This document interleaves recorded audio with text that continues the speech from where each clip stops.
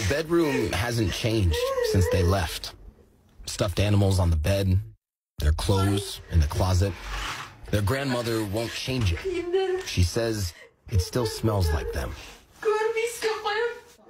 Ansila and Nusila, ages 8 and 7, left their home in Kazakhstan to go to China with their mother, Adiba, in 2017. Adiba grew up in China, so she went back for a short visit to see some family and take a few classes in Xinjiang in northwest China. Her husband, Yestin, and young son, Nurmaken, stayed home. But shortly after they arrived, Adiba and her daughters disappeared because they went back at the wrong time. Xinjiang is the region where the U.S. says China has put up to 2 million people, nearly all Muslims, in detention camps over the last few years. Activists say Beijing has done that to try to eliminate Islam within its borders. And ex-detainees have told CNN they were tortured inside while undergoing political indoctrination. Adiba and her family are Muslim. Her husband Yestin says a relative told him his wife was put in such a camp while his daughters were sent to live with distant relatives.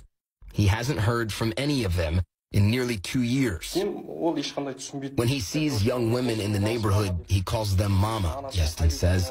He doesn't even know what his own mother looks like. China says these camps aren't prisons, but voluntary vocational training centers that are being used to not eliminate Islam generally, only Islamic extremism that the government has linked to past terror attacks in the region. So authorities play propaganda videos like this one on state-run TV to show happy Muslims cheerfully learning. They interview some who have supposedly been, quote, reformed, steered away from a life of terrorism. But even if that's true, Yestin says that still does not explain why his wife was locked up.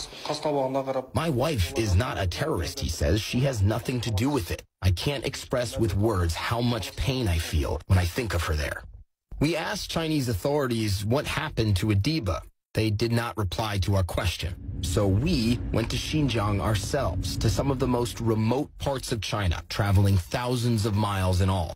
We went to 6 places, both to see what is happening here, and in one town, to try and find Adiba.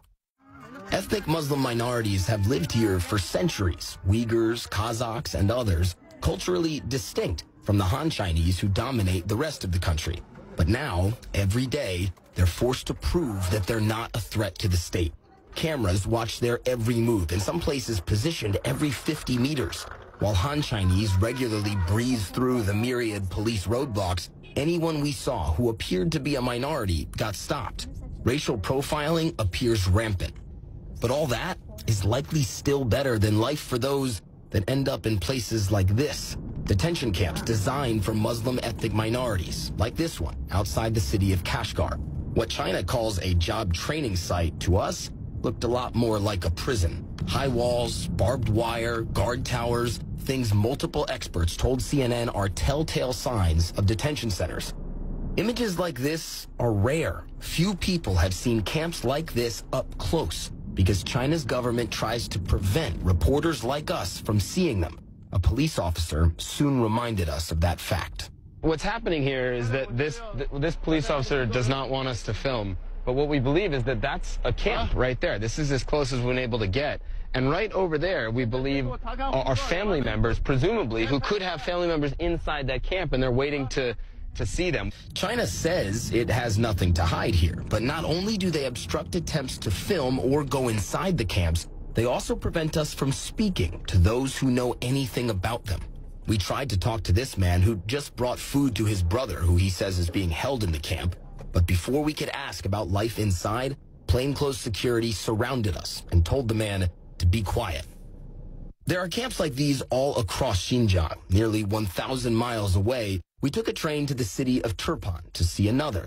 Same type of prison-like walls, same kind of secrecy, and the minute after we arrive, same kind of police harassment. Ma'am, can you tell me what that is? Is this something that you don't want us to see? Why you are here? You tell me why you're here. Why you're here? We're here to film what we believe is a camp for Uyghurs and for Kazakhs and for Kyrgyz and for all ethnic Muslim minorities. Who told you that? She threatened to arrest us and demanded we delete our footage, so we had to leave. Our last stop is the town of Tuoli, where Adiba's family says she was detained.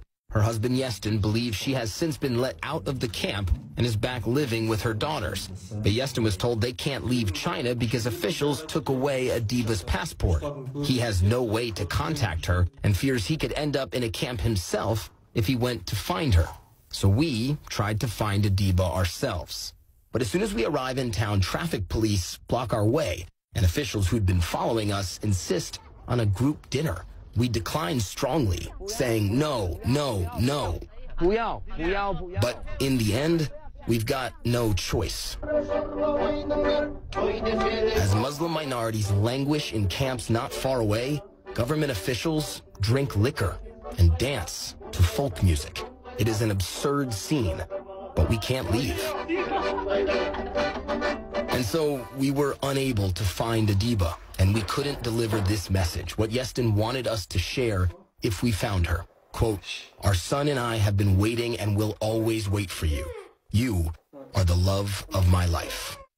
Matt Rivers, CNN, Xinjiang, China.